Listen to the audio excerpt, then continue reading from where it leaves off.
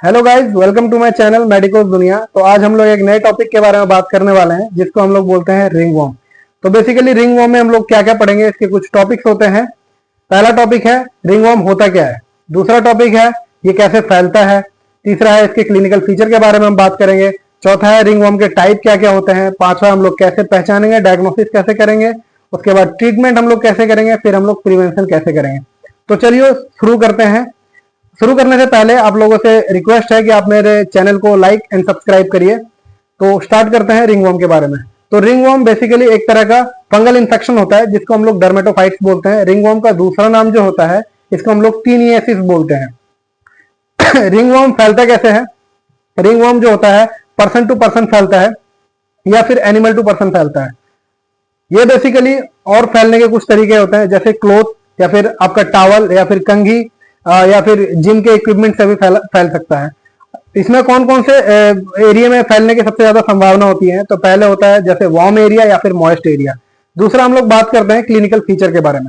तो clinical feature में क्या होता है, बंदा जो होता है उसको खुजली होती है लोकली जहां पे रिंग वर्म का इन्फेक्शन होता है और वो फैल भी सकता है। तो रिंग वर्म का इन्फेक्शन देखने में कैसा होता है, बेसिकली एक सर्कुलर पैच होता है और वहां पे जो मार्जिन होता है वो एडजेस या फिर उठा हुआ होता है और सेंट्रल में आपका क्लियर दिखाई देगा।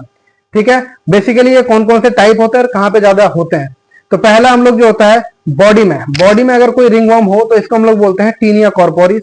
दूसरा अगर स्कैल्प में हो तो हम लोग बोलते हैं टीनिया कैपाइटिस। तीसरा अगर ग्रोइंग रीजन में हो हमारे तो उसको हम लोग बोलते हैं टीनिया क्रूरिस।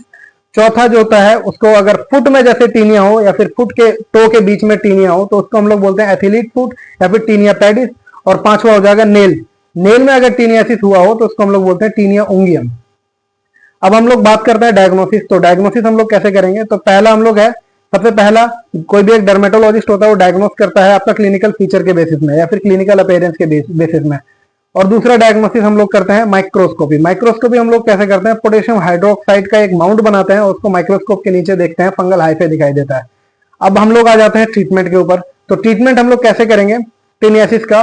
पहला जो ट्रीटमेंट हम लोग होता है टॉपिकल एंटीफंगल एजेंट देते हैं और दूसरा ओरल एंटीफंगल एजेंट भी दिया जाता है।